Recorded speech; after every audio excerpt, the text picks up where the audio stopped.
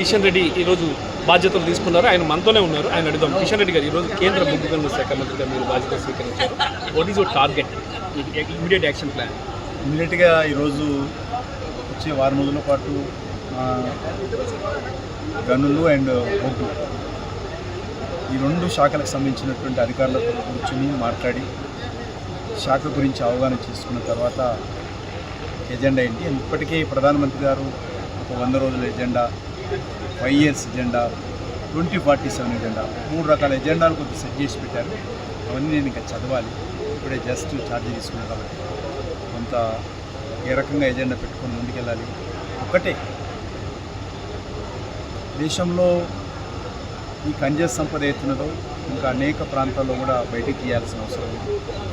అనేక వస్తువులు మనము రా మెటీరియల్ కావచ్చు, ఇతర వస్తువులు కావచ్చు, ఇతర దేశాల నుంచి దిగుమతి చేసుకుంటున్నాం. దాన్ని తగ్గించి మన దేశంలో ఉన్నటువంటి ఖనిజ సంపద బయటికి తీసి దేశంలో మరి ఉపాధి అవకాశాలు మెరుగుపరచాలి. అదేవిధంగా బొగ్గును కూడా చాలా పెద్ద ఎత్తున మనం దిగుమతి చేసుకుంటున్నాం. దాన్ని కూడా తగ్గించి మన డొమెస్టిక్, మన దేశంలోనే బొగ్గు ఉత్పత్తిని పెంచాల్సిన అవసరం ఉంది. రానున్న రోజుల్లో చాలా డిమాండ్ పెరుగుతుంది. విద్యుత్తు లేకుండా ఈరోజు ఏ ఇల్లు కానీ, ఏ వ్యక్తి కానీ, ఏ వ్యవస్థ కానీ ఏది కూడా ముందుకెళ్ళే పరిస్థితి లేదు. విద్యుత్తు కావాలి అంటే ఈరోజు మనకు ప్రధానంగా బొగ్గు కావాలి.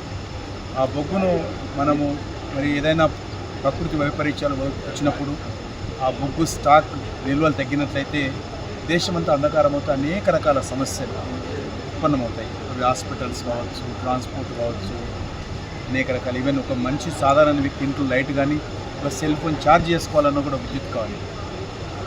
కాబట్టి దానికి సంబంధించి ప్రధానమంత్రి గారు ఇంకా అనేక రకాల జాగ్రత్తలు తీసుకుంటున్నారు.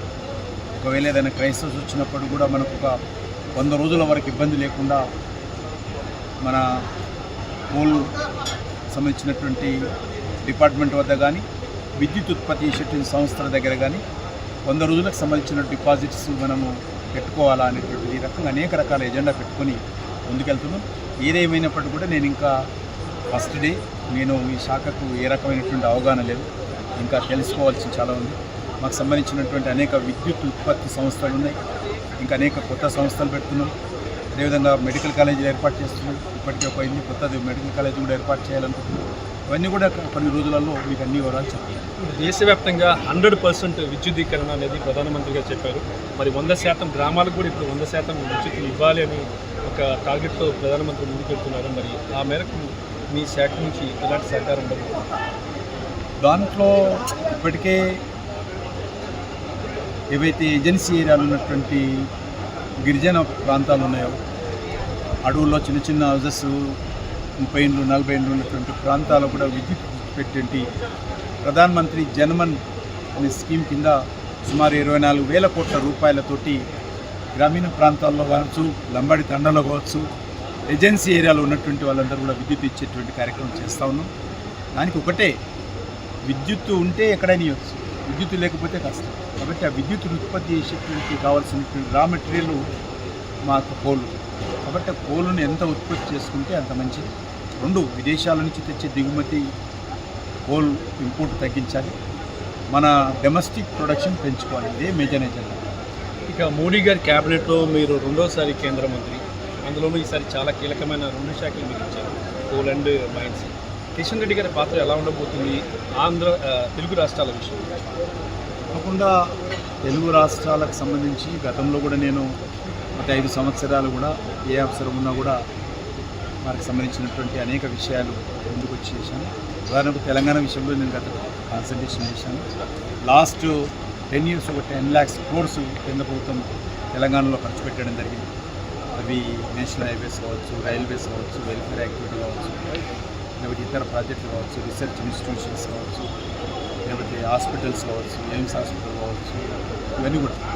కాబట్టి రానున్న రోజుల్లో కూడా ఇదే స్పీడ్తో మా యొక్క ఉభయ తెలుగు రాష్ట్రాల అభివృద్ధి కోసం కూడా అన్ని రకాలుగా కలిసికట్టుగా పనిచేస్తాం. ఆంధ్రప్రదేశ్లో ఇప్పుడు మీరు సర్కార్లో ఉన్నారు, అక్కడ కూడా మరి ఆంధ్రప్రదేశ్ కోసం ప్రత్యేకంగా, ఎందుకంటే గత 5 ఏళ్లలో ఆంధ్రప్రదేశ్లో ఎటువంటి అభివృద్ధి జరగలేదు కాబట్టి ఇప్పుడు అభివృద్ధికరమైన ప్రాజెక్టు ముందుకు వెళ్ళగలుగుతారు.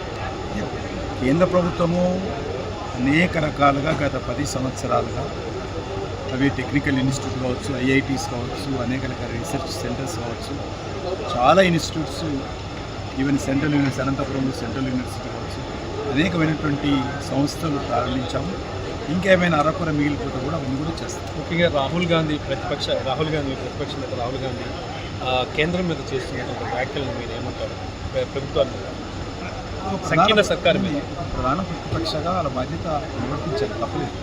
మేము ఏదైనా తప్పు చేస్తే మాట్లాడాలి, కానీ వేగ్గా ఆధారరహితంగా అబద్ధాలు మాట్లాడితే అది న్యాయం కాదు. ఉదాహరణకు రిజర్వేషన్ తొలగిస్తారని మాట్లాడతారు.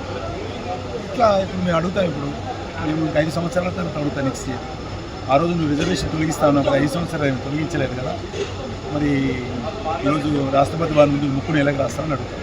కాబట్టి మాట్లాడాలి, నిర్మాణాత్మకంగా ఉండాలి. ఎలక్షన్స్ అయిపోయింది, అందరం కలిసి రాజకీయాలకు అతీతంగా ఈ దేశాన్ని ముందుకు తీసుకెళ్ళాలి. ఆ దిశలో ప్రతిపక్షం కూడా నిర్మాణాత్మకమైన పాత్ర పోషించాలి, తప్పులేదు. మాది పొరపాటు చేస్తే లేవనెత్తాలి, తప్పు కూడా కాదు. ఎందుకు లేవనెత్తాలి? మమ్మల్ని పొగడాల్సిన అవసరం లేదు, విమర్శించు, కానీ నిర్మాణాత్మకంగా ఉండాలి విమర్శ. ఇప్పుడు మూడోసారి మీకు అధికారం ఇచ్చారు కేంద్రంలో, 2 సార్లు చేశారు, మూడోసారి హై ఎక్స్పెక్టేషన్స్ కేంద్రం మీద. మరి ఆ ఎక్స్పెక్టేషన్స్ మీరు రీచ్ అవ్వగలుగుతారా? నేను చెప్పాను కదా, సంకల్ప పత్రం పెడితే ఏం చేశామో చెప్తాము, అవి చేస్తాం. తప్పు మేనిఫెస్టో ప్రజలకు అదే సంకల్పత్రం, మేనిఫెస్టో అందుకు సంకల్ప పత్రం ఇచ్చాము. అందులో ఉన్నటువంటి తూచా తప్పకుండా 100% చేస్తాం. ఇది పరిస్థితి. ఇక దేశవ్యాప్తంగా కూడా అభివృద్ధి విషయంలో కృషి చేస్తాము, అలాగే తెలుగు రాష్ట్రాలకు ప్రత్యేక దృష్టి సారిస్తామని చెప్పేసి చెప్తున్నారు. అలాగే ప్రతిపక్ష పార్టీలు చేసే విమర్శలు నిర్మాణాత్మకంగా ఉండాలని కేంద్ర మంత్రి కిషన్ రెడ్డి చెబుతున్నారు. రామకృష్ణ, RTV, న్యూఢిల్లీ. మరిన్ని వీడియోస్ కోసం ఛానల్ ని సబ్స్క్రైబ్ చేయండి, లేటెస్ట్ అప్డేట్స్ కోసం వాట్సాప్ ఛానల్ ని ఫాలో చేయండి అండ్ లింక్ డిస్క్రిప్షన్ లో ఉంది.